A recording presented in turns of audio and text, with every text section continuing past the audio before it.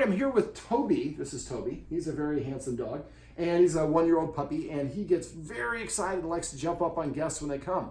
I've got Hunter, one of our trainers in training, who is about to knock on the door when I give him a signal. Now, this is a technique that I like to use because it actually teaches the dog to calm itself down. And I'm going to explain a little bit of this before we actually demonstrate it, because usually dogs are barking. Now, he was very calm when I showed up, but we've recreated the situation, I think, properly. So the best time to do this is when people arrive, because that's a very exciting time for any dog. So what we've done is we've got Toby on a leash. Now, you want to give the dog about 3 or 4 feet of free leash. You're going to be stepping on it. Now, if the dog starts circling you, I would have you stand up against the credenza or against a wall or something like that so the dog can't circle and get all tangled up. So what we want to do is give the dog just enough reach. Toby can only make it to here. So this gives the guest the ability to come inside, and what the hunter is going to do is he's going to turn sideways. So he's going to be he's going to be facing this direction. The dog's going to be here doing what I call super dog, like trying to get to the person. And we're just going to wait. And as soon as Toby calms himself down, sometimes they sit, sometimes they don't, but as soon as he calms down, they can't stay in this crazy state for too long. When he calms down, Hunter's going to turn and engage with him. But he's not even going to be able to probably make contact, because as soon as he turns, the dog's going to start wiggling. And then Hunter should, if he listened to what I said earlier, should pull his arms back and turn sideways and not say a word. So the whole point of this is a form of operant conditioning. What we're teaching the dog is when you're calm, you're very attractive to humans and new guests. They're going to pet you. They're going to engage with you. As soon as you get excited, they step out of reach and turn to the side and wait for you to calm yourself down. But we don't give the dog any commands. There's no corrections. There's no punishment. So this is a way for the dog to learn. If I do what the humans want, I get rewarded. If I do anything else, nothing happens. So the option is what I want or nothing. After enough repetition, the dog will start offering you what you want. So I'm going to go ahead and give Hunter the thumbs up, and he's going to knock and ring. And so I'm just going to sit here for a sec and ring the doorbell too. There you go. Well, normally we'd want to ring the doorbell and knock because we want to make it as crazy as possible.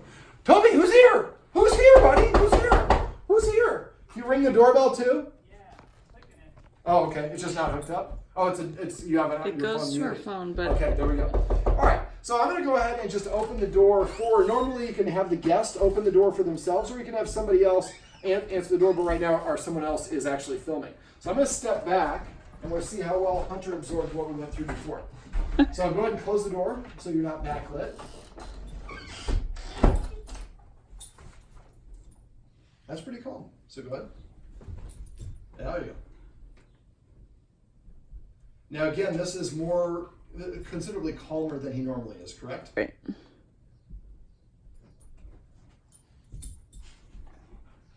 There we go. That was what we call a play bow before, when he had his butt in the air and his chin, his chest on the ground. That's kind of an invitation to play. But we don't want him to necessarily play. We want him to understand he can't engage. And at this point, you want to turn to face him. So when you swivel, turn, there you go. Now he's pulling on the leash a little bit, but he's not, so that's okay.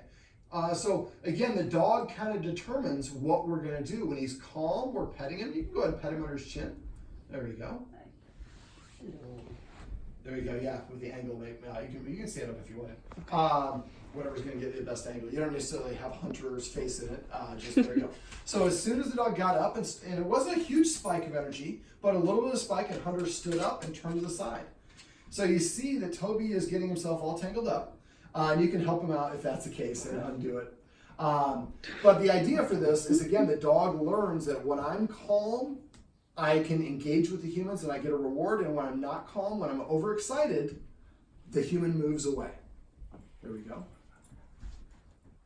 And so the leash is really just a tool. We call it maintenance. So it's preventing him from getting all the way to the person. But you see his energy is pretty calm. So we're going to wait for another auto sit, we call it, or down. There you go. You want me to step on? No, it's okay. You're doing perfect. There we go. Go ahead and step off the leash now. And go ahead and re-engage with him, Hunter. And can you get him the shot? Perfect. Yeah. So, I mean, this is what we're looking for, is the dog. Now, he's kind of playing with coy a little bit now, but he's probably going to spring towards Hunter when Hunter calls him one more time.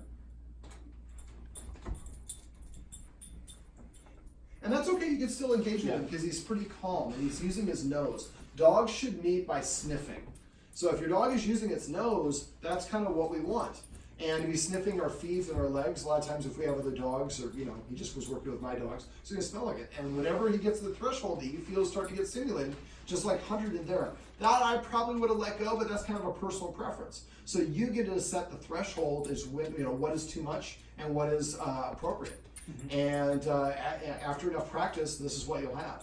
So I'm going to have you come back to me real quick. Well, actually, let me come over here. So basically what I want you to do is I'd like you to arrange to have a guest or neighbor come by. Neighbors are great because neighbors, normally when people come in, they come in. So that's the culmination. Well, if you have a neighbor that comes by and knocks on the door, you can do this whole exercise. And then instead of actually staying as a guest, as soon as the dog's calm, they say, "Good job, Toby," and then they leave.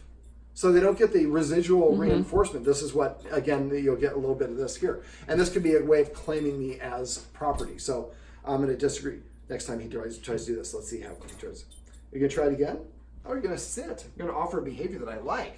I really like it. There you go. All right, so what I'd like you to do is try to arrange to have at least one person come by a day for the next 14 days. So get a neighbor. Get a neighbor to come by, and you can do multiple times a day. That's even better. Okay. Well, we really want to jumpstart this, and so look through your phone, people that you haven't seen in a while, and just be like, hey, you haven't met Toby. We hired a dog psychologist, came by and told us this new trick to keep him calm at the door, and we need somebody to practice with anyway. So we got you some IPA. It's your favorite beer. Why don't you come over? We'll hang out a little bit, kick off the summertime like the Corona commercial, and you can meet the dog and help him learn to calm himself down. Toby. Well, this is Toby, and these are some tips and tricks you can use if you have a dog that gets excited and likes to jump up on guests who come to the door.